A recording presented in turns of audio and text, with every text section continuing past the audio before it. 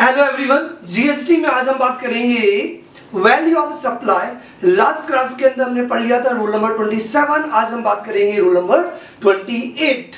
Rule number 28 ये कहता है क्योंकि द रीजन ट्रांजैक्शन वैल्यू आपका तभी अप्लाई होगा जब सप्लायर और रेसिपिएंट ये दोनों आपस में रिलेटेड पर्सन नहीं हो। कौन? Supplier and recipient are not related person. और यदि दोनों रिलेटेड पर्सन नहीं है तब तो transaction value section 15 subsection 1 apply होगा। लेकिन अपने तब पढ़ा था कि यदि ये दोनों रिलेटेड पर्सन हुए तो section 15 subsection 1 TV transaction value apply नहीं होगा। और जब ट्रांजैक्शन वैल्यू अप्लाई नहीं होगा तो section 15 subsection 4 rules will be applicable. कौन सा रूल? Rule number 28। तो रूल नंबर 28 क्या कहता है? वो ये कहता है कि यदि ये जो सप्लायर है और ये जो रेसिपिएंट है, चाहे गुड्स को सप्लाई कर रहा हो या सर्विसेज को सप्लाई कर रहा हो, तो चाहे गुड्स की सप्लाई की हो या सर्विसेज की सप्लाई की हो, दोनों आपस में या तो रिलेटेड पर्सन हो या ये डीपी हो।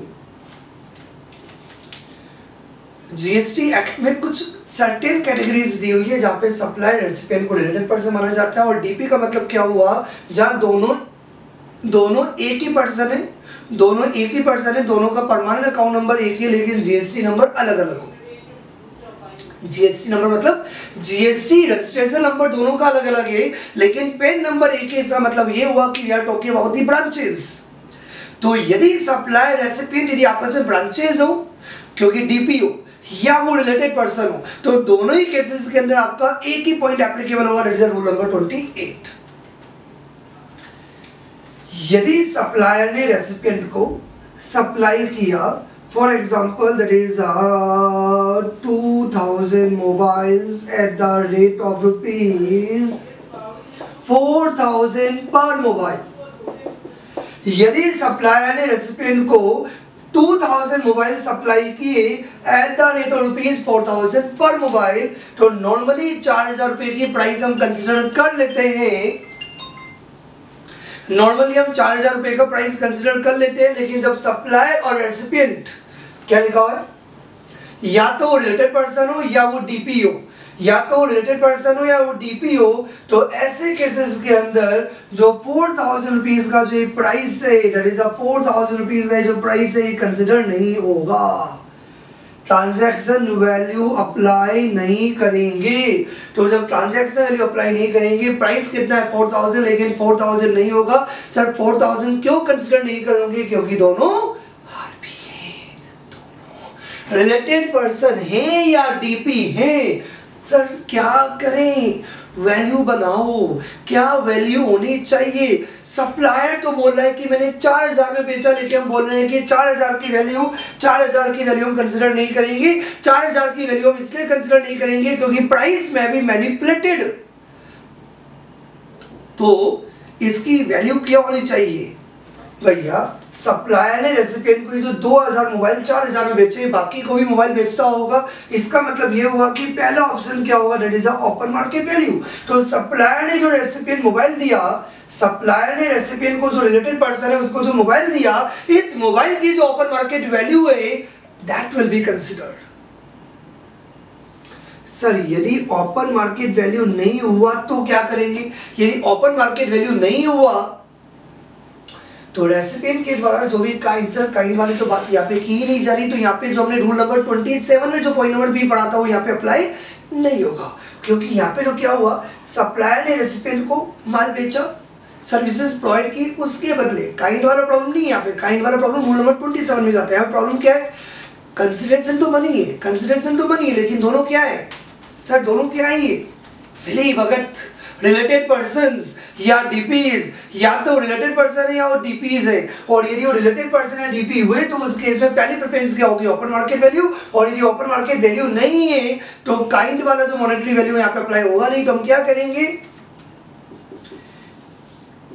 बाकी कॉम्पिटिटर्स भी होंगे, आप अकेले थोड़ी मोबाइल बेचते हो। तो जो भी कॉम्पिटिटर्स के द्वारा ऐसा ही जो मोबाइल बेचा जाता है, आइडेंटिकल जो भी मोबाइल बेचा जाता है, तो value of the like kind and quality, value of like kind and quality की जो भी वैल्यू है that will be considered. Point number C, यदि ओपन मार्केट वैल्यू भी नहीं है और जो लाइक काइंड एंड जो क्वालिटी है उसका वैल्यू भी यदि अवेलेबल नहीं है तो क्या किया जाए?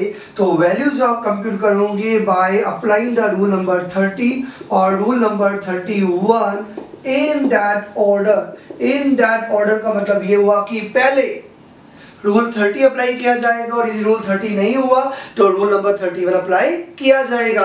और रूल 30 क्या बोलता है, जो भी आपकी कॉस्ट है उसमें 10% ऐड कर दो। मतलब सप्लायर ने जो मोबाइल दिया तो इस मोबाइल को बनाने की कोई ना कोई कॉस्ट आती होगी, परचेज की कोई ना कोई कॉस्ट आती होगी, उस कॉस्ट के अंदर 10% ऐड कर दो। और यदि रूल 30 भी अप्लाई नहीं हुआ तो रूल 31 रीजनेबल मीन्स पे आपको वैल्यू कंप्यूट करनी होगी। यदि किसी को रूल 30 और 31 नहीं भी समझ में आया तो ये आगे डिटेल में आएगा, हम डिटेल में पढ़ेंगे। एक बार आपको समझ में आ गया सप्लायर रेसिपिएंट दोनों है मिली भगत मतलब रिलेटेड पर्सन या ब्रांचेस या डीपीज यू कैन से। तो उस केस में आप क्या करोगे, रूल नंबर 20 अप्लाई करोगे। पहला प्रेफरेंस, सर डायरेक्टली हम रूल 31 ही ले लो ना, डायरेक्टली चार्टर लगा दो बेटा। तो ऐसा किससे बोला? ऐसे बोला मैंने। मतलब बेटा सीक्वेंस इज इंपॉर्टेंट। बेटा तुमसे बात कर रहा हूँ, सीक्वेंस इंपॉर्टेंट है। क्या बोला? Sequence is important. और डायरेक्टली नहीं जंप करना, डायरेक्टली जंप नहीं करना है। जब भी रूल नंबर 28 की बात करोगे तो पहले क्या आएगा? बेटा तुमसे बोलो, बोलो तो सही, बोलना पड़ेगा। माना कि तुम मुझे दिखते नहीं हो, लेकिन यस जब मैं पढ़ा रहा हूं, क्योंकि मेरा ये रूल है, मैं वापस से रिपीट करता हूं, what I want from each student, ज्यादा पढ़ाई मत करो, चाहे 1 घंटा ही पढ़ो, लेकिन 1 घंटा ऐसे होना चाहिए कि उसमें कंसेप्ट समझ में भी आ गया और याद भी हो गया। क्योंकि I believe in the less study, मैं ज्यादा पढ़ने में कभी बिलीव नहीं करता। आई बिलीव कि जितने भी घंटे हम पढ़े कम, लेकिन क्वालिटी एंड प्रोडक्टिविटी ज्यादा हो। तो मेरे साथ इन्वॉल्व होना पड़ेगा, यस। रूल नंबर 28 के अंदर पहला प्रेफरेंस क्या आएगा? Open market value. जो आपने सप्लाईज किया, बाकी को भी आप बेचते होंगे, तो उसका जो मार्केट वैल्यू है, ओपन मार्केट वैल्यू, वो आपको कंसीडर करना होगा। यदि ओपन मार्केट वैल्यू नहीं है तो लाइक काइंड और लाइक क्वालिटी। कई रूल नंबर 27 की वजह से आपके दिमाग में आता होगा, सर वो जो कंसिडरेशन इन काइंड वो यहाँ पे अप्लाई नहीं होगा, क्योंकि यार रिलेटेड पर्सन की वजह से है, काइंड की वजह से नहीं है। तो पॉइंट नंबर बी क्या होगा? जो भी लाइक काइंड और लाइक क्वालिटी की जो भी सप्लाईज है, जो भी कॉम्पिटिटर्स की तरह से लाइक काइंड का, लाइक क्वालिटी का जो माल बेचा जाता है, वो वाला वैल्यू अपन क्या करेंगे? कंसिडर करेंगे। लेकिन जब ए और बी दोनों यदि एप्लीकेबल नहीं होगा तो आपको क्या करना पड़ेगा? वैल्यू कंप्यूट करनी पड़ेगी by applying the rule number 30 और rule number 31 in that order. ये आप लोगों के सामने लिखा हुआ भी है। एक बहुत इंपॉर्टेंट पॉइंट है रूल नंबर 28 के अंदर, ये सप्लायर रेसिपिएंट आरपीस होना चाहिए, डीपी होना चाहिए, ये चलेगा, लेकिन एजेंट नहीं होना चाहिए। क्योंकि यदि प्रिंसिपल टू एजेंट का यदि कंसेप्ट आया तो रूल नंबर 28 अप्लाई नहीं होता, रूल नंबर 29 अप्लाई होता है। मतलब ये कि सप्लायर और रेसिपिएंट यदि रिलेटेड पर्सन है तो चलेगा, डीपी है तो चलेगा, लेकिन यदि सप्लायर है प्रिंसिपल और जो रेसिपिएंट है वो है एजेंट, यदि प्रिंसिपल ने यदि एजेंट को यदि माल बेचा तो उसके लिए रूल नंबर 28 अप्लाई नहीं होता, उसके लिए रूल नंबर 29 अप्लाई होता है। इसलिए यहाँ पे दिया हुआ है other than through an agent. Agent नहीं होना चाहिए, लेकिन क्या होना चाहिए? सप्लायर और रेसिपिएंट आपस में रिलेटेड पर्सन हो या डीपी ब्रांचेस हो तो रूल नंबर 28 एप्लीकेबल होगा। और वैल्यू कंप्यूट करने के लिए सीक्वेंस है, पॉइंट नंबर ए पहले सीक्वेंस है, यदि पॉइंट नंबर ए यदि अवेलेबल नहीं हुआ तो पॉइंट नंबर बी एप्लीकेबल होगा, और यदि पॉइंट नंबर बी भी यदि एप्लीकेबल नहीं हुआ ए और बी दोनों, तो then point number C applicable होगा। इफ ए और B not available then value determine by applying rule 30 और 31 in that order. Then value determined by applying the rule 30 or 31 in that order. Write down first.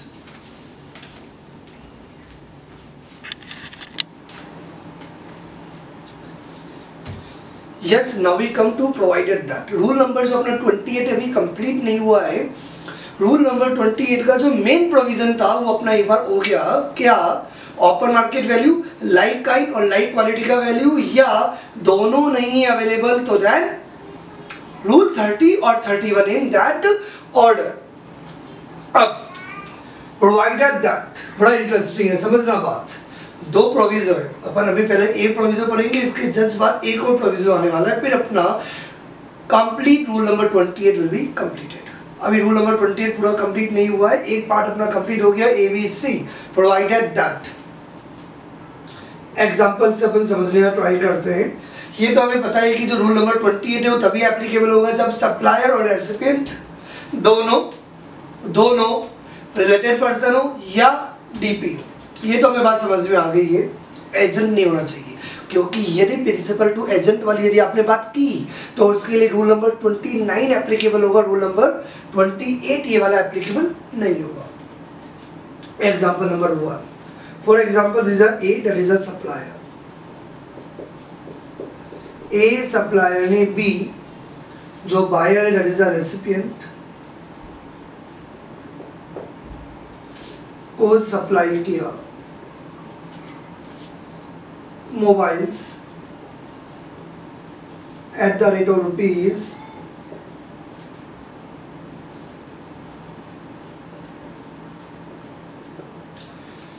A ने B को, supplier ने recipient को mobile supply किया 4000 rupees per unit. 4000 को ही हम value मान सकते थे यदि ये दोनों रिलेटेड पर्सन नहीं होते, लेकिन ये दोनों रिलेटेड पर्सन हैं या DP हैं, डिस्टिंक्ट पर्सन्स।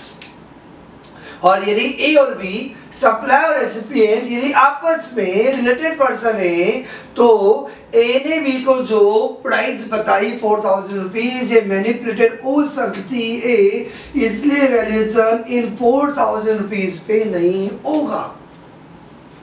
तो डिपार्टमेंट क्या कह रहा है भैया, ABC वापस रिपीट नहीं करेंगे क्योंकि रिपीटेशन बहुत बार हो जाता है। ABC ये तो हमें समझ में आ गया है, या तो A होगा, A नहीं तो B होगा, B नहीं तो C होगा, ये तो हमें समझ में आ गया। गवर्नमेंट अभी भी दिमाग चलाने में लगी हुई है और क्या वैल्यू हो सकती है कि जो A ने जो सप्लाई B को किया उसकी वैल्यू क्या हो सकती है। तो डिपार्टमेंट के दिमाग में आइडिया आया, गवर्नमेंट जो लॉ मेकर्स है उनके दिमाग में आइडिया आया कि A ने B को माल दिया, B इसका करेगा क्या। B यदि होलसेलर हुआ या रिटेलर हुआ तो वो आगे क्या करेगा सर, क्या आगे बेचेगा ना। बड़े ध्यान से देखना, A ने B को माल बेचा, ड्यू टू ये दोनों रिलेटेड पर्सन है तो 4000 का प्राइस हम कंसिडर नहीं कर सकते, लेकिन B आगे क्या करेगा, जब फर्दर सप्लाई करेगा। मैं इस वाली सप्लाई की बात नहीं कर रहा हूं, A ध्यान से देखो, हेलो, A ने B को माल दिया तो A अभी B को माल दे रहा है, लेकिन B का काम यदि इसको आगे बेचना है तो B के बाद ऐसा बहुत सारा माल पहले ही पड़ा होगा, क्योंकि A ने B को माल दिया, A रिलेटेड पर्सन को जो माल देना है तो B उसको आगे माल बेचता रहता है, उसका काम ही क्या आगे बेचने का है। तो B ने ऐसे इस सेम टाइप के जो माल है, लाइक काइंड और लाइक क्वालिटी के जो माल है पहले भी बेचे होंगे या अभी भी बेच रहा होगा। तो B जो A ने जो मोबाइल B को दिया, ऐसा ही मोबाइल B सप्लाई करता है, सेल करता है to C।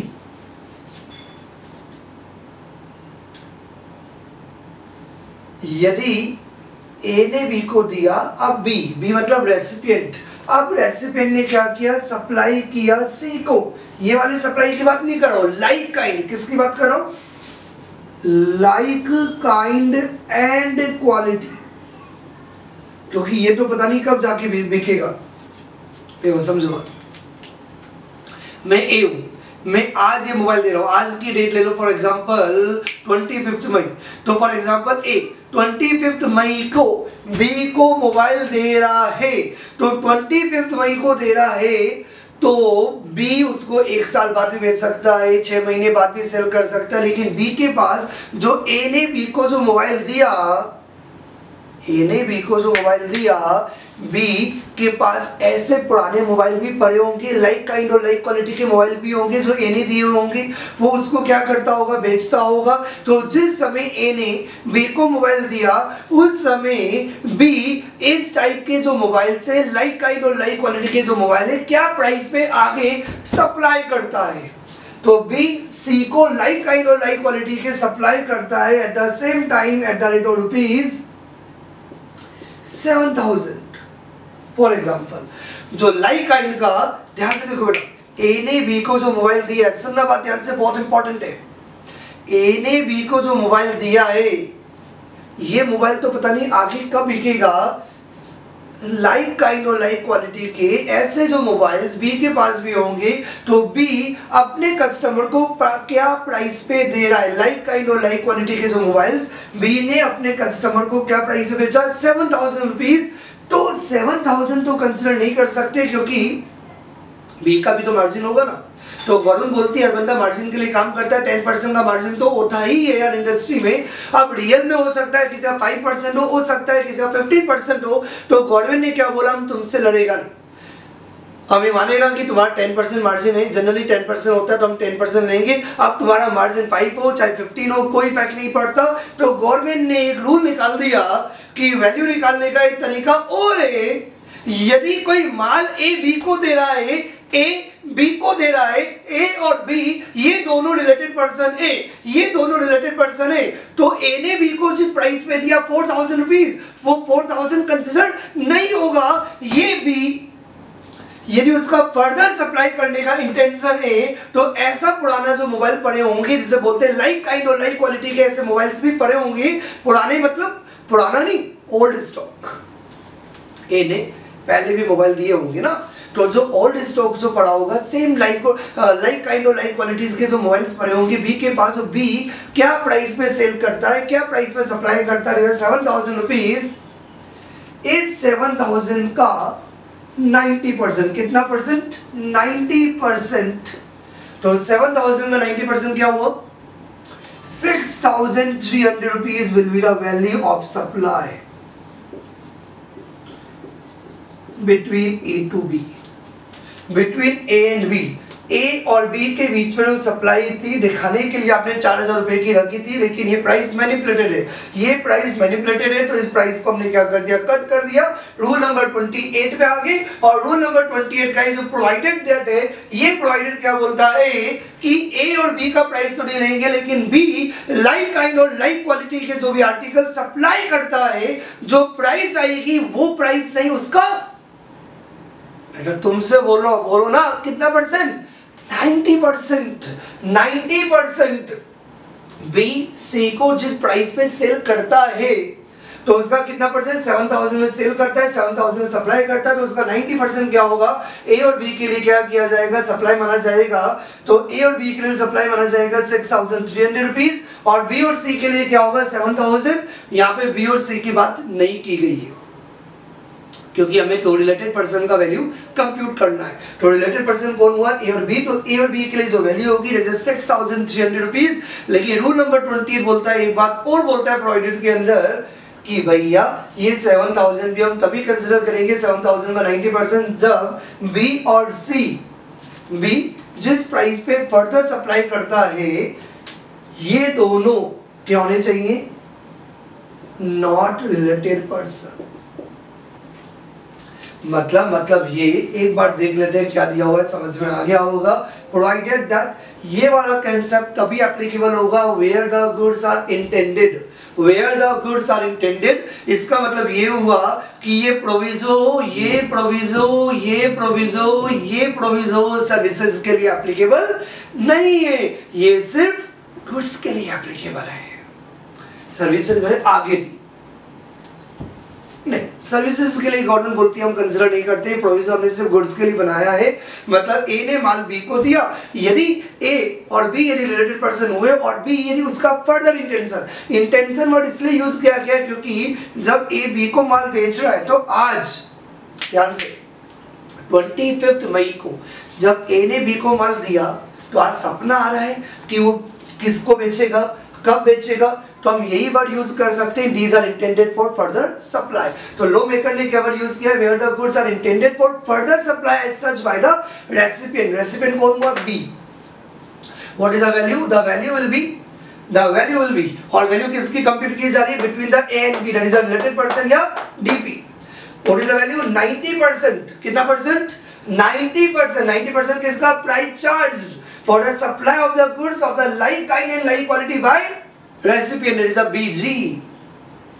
To whom, to the customer, customer कौन हुआ, सी। और क्या रिक्वायरमेंट है, not being a related person, not being a related person. B और सी आपस में रिलेटेड पर्सन नहीं होना चाहिए। बी ने जिस प्राइस पे सप्लाई किया उस प्राइस का कितना परसेंट, 90%। 90% क्या होगा, that is the value of supply. एक बहुत इंपॉर्टेंट बात सर, इसका नंबर क्या होगा।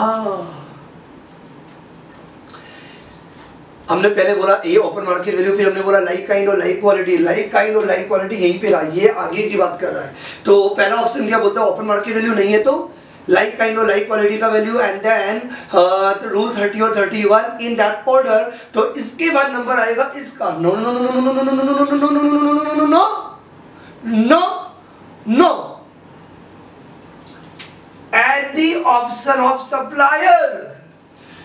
ए बी सी जो अपने कंसेप्ट बताया था उसको आप ओवरराइड कर सकते हो, डायरेक्टली 90% भी कंसिडर कर सकते हो। इसका मतलब ये हुआ कि ए और बी दोनों रिलेटेड पर्सन है, ए और बी दोनों रिलेटेड पर्सन है। तो ए ने बी को जो सप्लाई किया उसका ओपन मार्केट वैल्यू पता है, फिर भी ये सप्लायर चाहे तो ओपन मार्केट वैल्यू जो दे रखा है ए बी सी वो तो कंसीडर कर ही सकता है eight the option of supplier. यदि सप्लायर को ही बेनिफिट है तो डायरेक्टली वो ये भी कर सकता है, क्या कर सकता है कि रेसिपिएंट अपने कस्टमर जो अनरिलेटेड है उसको जिस प्राइस पे चार्ज करता है उस प्राइस का 90% अपन वैल्यू कंसीडर कर सकते हैं। अब तुम में से किसी को डाउट आ रहा होगा, सर बताओ ओपन मार्केट वैल्यू लेनी चाहिए या 90% लेना चाहिए। यदि प्रैक्टिकली की बात है तो हम ये कह सकते हैं कि हमें उस तरफ जाना चाहिए जहां असेजी का बेनिफिट हो। यदि असेजी के लिए वैल्यू यदि ओपन मार्केट वैल्यू में कम आ रही है तो ओपन मार्केट वैल्यू कंसीडर करो, और यदि असेजी के लिए यदि 90% यदि कम आ रहा है वैल्यू तो हमें 90% कंसीडर करना चाहिए। हमें डिसीजन असेजी के फेवर में करना चाहिए। Right out first.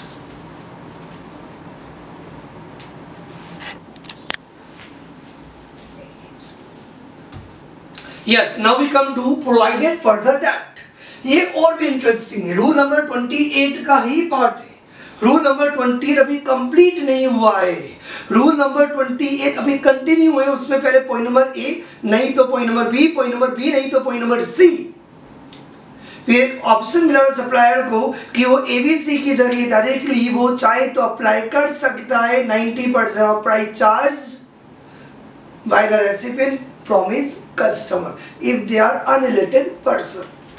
provided further that क्या कहता है, इस कंसेप्ट पे और प्रोविजन पे आने से पहले और डायरेक्टली एग्जांपल लेने से पहले तुम लोगों का माइंडसेट बनाना बहुत जरूरी है। तो एक general example, not technical example, general example, जैसे कि तुम लोगों का एक बार माइंडसेट रहे and you will be mentally prepared for the provided further that.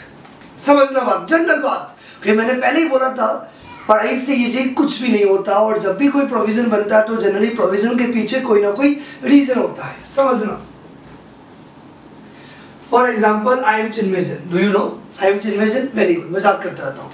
तो मैं चिन्मय जैन, ठीक है, एक स्टूडेंट है जिसका नाम है ए, गलती से भूल गया तो मैंने उस स्टूडेंट को बोला बेटा तुम मुझे टैक्स की फीस दे देना 1200 रुपीज, ये फीस है 12,000।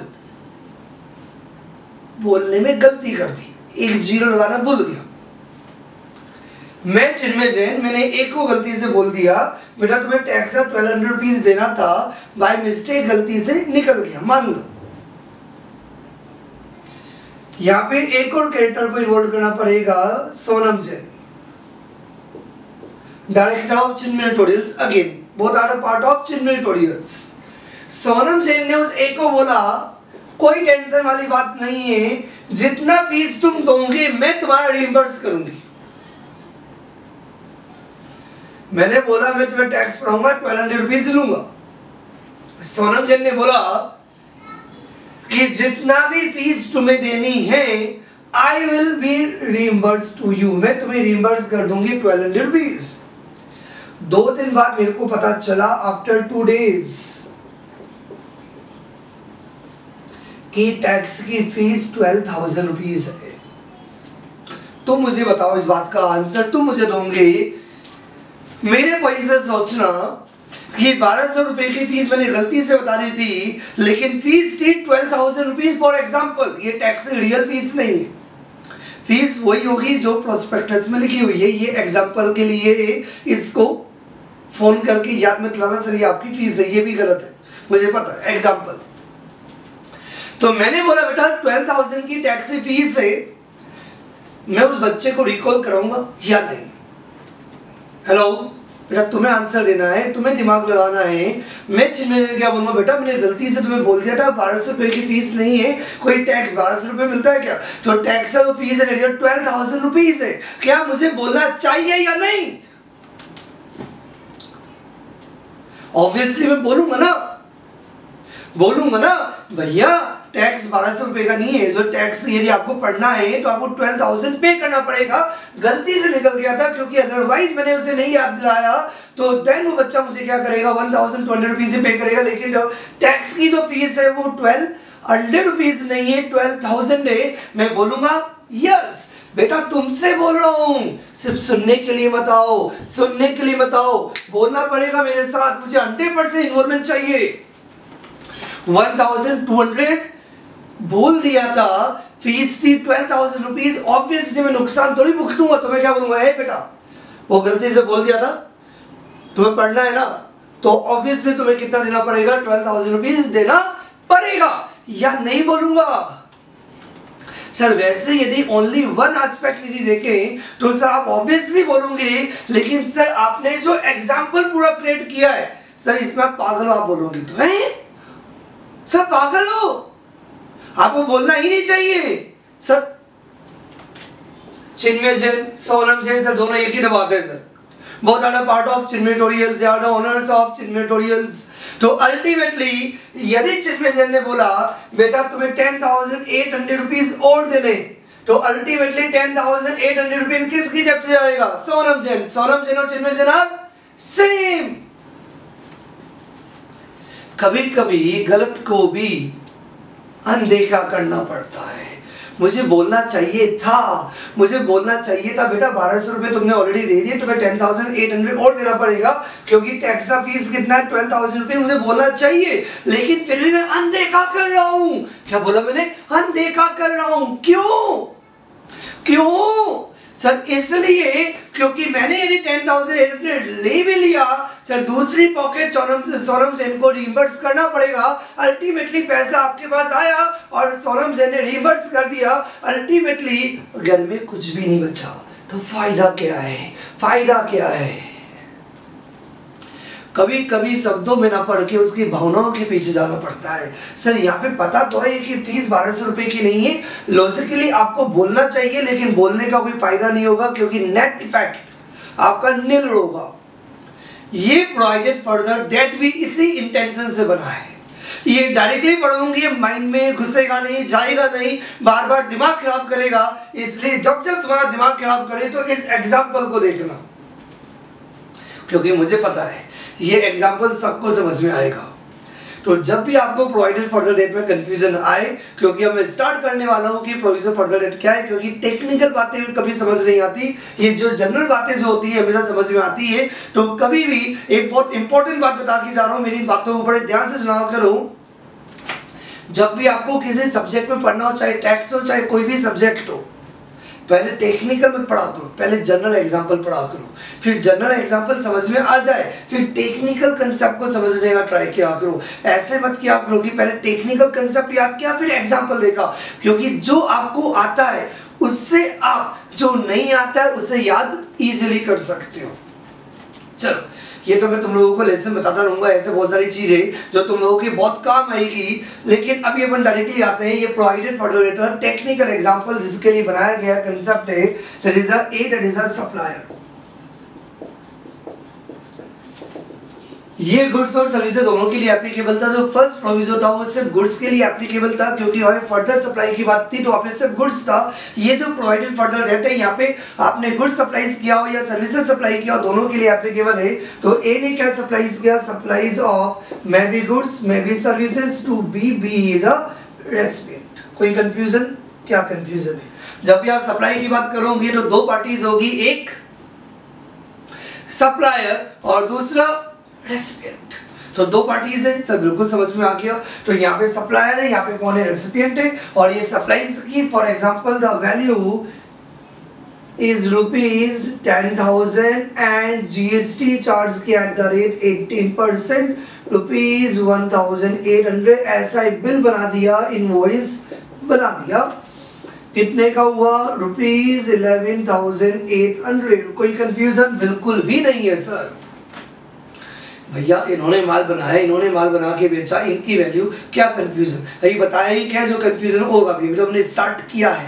समझना बात। ए सप्लायर ने बी को सप्लाई किया, वैल्यू है 10,000 रुपीज की, जीएसटी जो चार्जेबल है 1,800 रुपीज एट द रेट 18%, तो टोटल बिल बन गया 11,800 रुपीज का। मैं पूरा ट्राई करूंगा समझने का, क्योंकि इसमें पॉइंट आएगा आईटीसी इनपुट टैक्स क्रेडिट। ये तो वैसे पहले एक बार आया भी था, लेकिन डिटेल्ड में आईटीसी करके चैप्टर में आपको समझ में आएगा, लेकिन फिर भी सबका एग्जीक्यूटिव क्लियर है। तो आईटीसी इनपुट टैक्स क्रेडिट तुम लोगों ने ऑलरेडी पढ़ा हुआ है। तो कंसेप्ट ये है कि जनरली सप्लायर जीएसटी कौन पे करता है, सप्लायर। तो ए गवर्नमेंट को जीएसटी पे करेगा, कितना जीएसटी पे करेगा, 1,800 रुपीज। और बी आईटीसी ले लेगा, क्योंकि जितना भी टैक्स पेड है उतने का आईटीसी रेसिपिएंट को मिल जाता है, तो आईटीसी मिल जाएगा 1,800 रुपीज का। नाउ गवर्नमेंट ये चेक करी थी कि ए ने 10,000 रुपए की वैल्यू अपनी इनवॉइस में डिक्लेयर की है, और जिसमें 18% के हिसाब से गवर्नमेंट को जीएसटी पे किया। जितना सप्लायर ने गवर्नमेंट को जीएसटी पे किया, रेसिपिएंट ने जो जीएसटी पेड माल खरीदा, तो जीएसटी पेड कितना था, 1,800 रुपीज। तो रेसिपिएंट को आईटीसी मिल जाता है, इनपुट टैक्स क्रेडिट मिल जाता है। तो सप्लायर ने गवर्नमेंट को टैक्स पे किया 1,800 रुपीज का, रेसिपिएंट बायर बी ने 1,800 रुपीज का आईटीसी अपने बुक्स में ले लिया। अब गवर्नमेंट ने बोला भैया भैया भैया भैया क्या कर रहे हो तुम दोनों तो रिलेटेड पर्सन हो ना, या डीपी हो। और जब तुम दोनों रिलेटेड पर्सन हो, जब तुम दोनों रिलेटेड पर्सन हो या डीपी हो, तो जो प्राइस आपने डिक्लेयर किया है ये प्राइस तो मैनिपुलेटेड हो सकती है ना।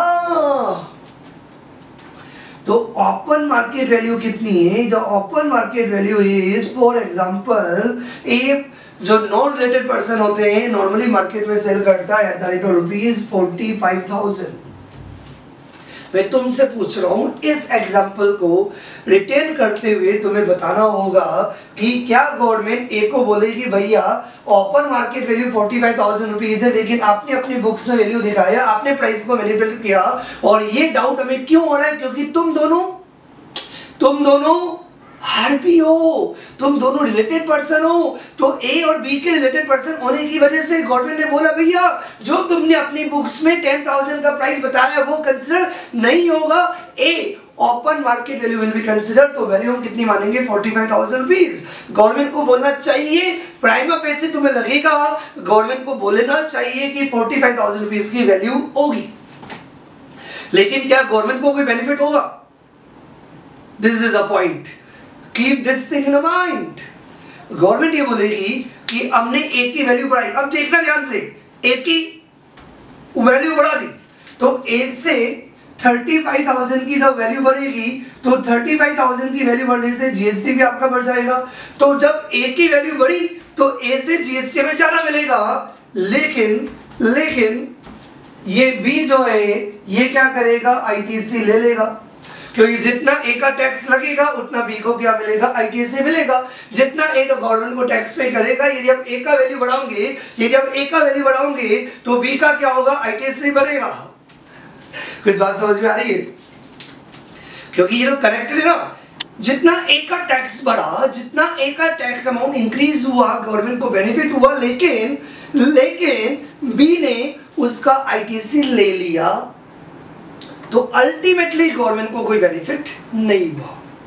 तो इसलिए गवर्नमेंट ने प्रोविजो बना दिया, प्रोविजो ये बना दिया कि where the recipient is eligible for full ITC, यदि recipient that is a B को पूरा आईटीसी मिलेगा, पूरा आईटीसी मिलेगा, इसका मतलब ये हुआ कि जितना जितना ए टैक्स पे करता जाएगा, जितना ए टैक्स पे करता जाएगा, बी को आईटीसी मिलता रहेगा, बी को आईटीसी मिलता रहेगा। तो ऐसे में गवर्नमेंट को कोई नेट बेनिफिट नहीं होगा। एक बार ए के पॉइंट से गवर्नमेंट का टैक्स बढ़ जाएगा, लेकिन अल्टीमेटली बी उसका आईटीसी ले लेगा, तो गवर्नमेंट को कोई बेनिफिट नहीं मिलने वाला, नेट बेनिफिट। इसलिए value declared in the invoice shall be deemed to be the open market value। it means ये हुआ कि ए ने अपनी इनवॉइस में 10,000 रुपीज की वैल्यू डिक्लेयर की, ए ने अपनी इनवॉइस में 10,000 रुपीज की वैल्यू डिक्लेयर की, जो रियल में बिल्कुल भी सही नहीं है, मैनिपुलेटेड ए, क्योंकि रिलेटेड पर्सन की प्राइस हम कभी भी कंसिडर नहीं करते, क्योंकि रिलेटेड पर्सन होने की वजह से ये प्राइस में भी मैनिपुलेटेड। हम क्या कंसिडर करते हैं, ओपन मार्केट वैल्यू कंसिडर करते हो। ओपन मार्केट वैल्यू कितनी है, 45,000 रुपीज। लेकिन लेकिन लेकिन लेकिन लेकिन सर क्या, आगे तो बोलो। यदि recipient is eligible for full ITC, if recipient is eligible for full ITC, तो ये जो ओपन मार्केट वैल्यू 45,000 रुपीज, ये आपको कंसिडर करने की जरूरत नहीं है। जितना इनवॉइस के अंदर वैल्यू डिक्लेयर है, 10,000 rupees will be deemed to be the open market value. 10,000 rupees will be deemed to be the open market value. समझ में आ रहा है? मैंने वैसे काफी हद तक ट्राई किया समझने का, due to reason of ITC. अभी आपको लगा कि कम समझ में आया तो एक बार रट्टा मार लो, एक बार याद करने का ट्राई करो। जिस दिन हम आईटीसी पढ़ेंगे, मेरा वादा है 100% आपको समझ में आएगा। लेकिन फिर भी मैं एक बार बताने का, माइंड सेट करने का ट्राई कर रहा हूँ। गवर्नमेंट के पॉइंट से देखा जाए कि जब ए के लिए आप टैक्स बना रहे हो और बी का यदि आईटीसी बढ़ रहा है तो नेट बेनिफिट नहीं मिल रहा, तो गवर्नमेंट ये कह रही है कि जितना आपने वैल्यू डिक्लेयर किया है उस वैल्यू को बढ़ा के जीएसटी इंक्रीज करके हमें कोई फायदा नहीं है, क्योंकि एक से आपने ज्यादा टैक्स ले लिया, दूसरे का टैक्स आईटीसी वजह से कम हो गया, तो हमें क्या बेनिफिट है। सेम एग्जांपल, जहाँ पे चिन्मय जैन यदि टैक्स का फीस यदि बढ़ा भी दे तो अल्टीमेटली सोनम जैन को यदि रिइंबर्स करना पड़े, तो ऐसे में चिन्मय जैन को अमाउंट बढ़ाने से कोई भी फायदा नहीं होगा। वो क्या बोलेगा, जो भी हमने गलती कर दी, जितना वैल्यू बताया उतना ही पे कर दो, क्योंकि अल्टीमेटली हमें कोई बेनिफिट मिलने वाला नहीं है, क्योंकि तुम देगा हमें 1200 रुपए, वो अल्टीमेटली सोनम जैन क्या करेगी, रिइंबर्स करेगी। वही कंसेप्ट यहाँ पे भी है। मैं लाइन को रिपीट कर देता हूँ, where recipient is eligible for full ITC. बार बार बोल रहा हूँ, ये लाइन बहुत इंपॉर्टेंट है, क्योंकि the reason behind that rule number 28 का ओवरऑल यदि आप देखो तो आपको हमेशा ये याद रखना पड़ेगा, सबसे पहले आपको ओपन मार्केट वैल्यू ही कंसिडर करनी पड़ेगी। लेकिन यदि क्वेश्चन में बहुत सारी डिटेल दे रखी है और ये भी दे रखा है कि recipient is eligible for full ITC, तो then you have to keep in the mind कि जो ओपन मार्केट वैल्यू है वो कंसिडर नहीं होगी, जितना वैल्यू इनवॉइस में डिक्लेयर्ड है वही ओपन मार्केट वैल्यू मान लिया जाएगा और उसी पर जीएसटी पे करना पड़ेगा, और ये eight the option of supplier नहीं है। गवर्नमेंट बोलती है हमें फायदा ही क्या, हम ऐसा करेंगे ही क्यों, क्योंकि द रीजन बिहाइंड है, जब रेसिपिएंट, बार बार एक ही बात बोल रहा हूं, जब recipient is eligible for full ITC, यदि रेसिपिएंट को पूरा आईटीसी यदि मिलेगा, यदि रेसिपिएंट को पूरा आईटीसी मिलेगा, तो ऐसे में वैल्यू को इंक्रीज करके कोई फायदा नहीं है, जीएसटी को इंक्रीज करके कोई फायदा नहीं है। तो जो आपने वैल्यू डिक्लेयर की है इनवॉइस में वही ओपन मार्केट वैल्यू मान ली जाएगी और उसी पर आपको क्या करना होगा, जीएसटी पे करना होगा। Write down fast. Have a good day to all of you.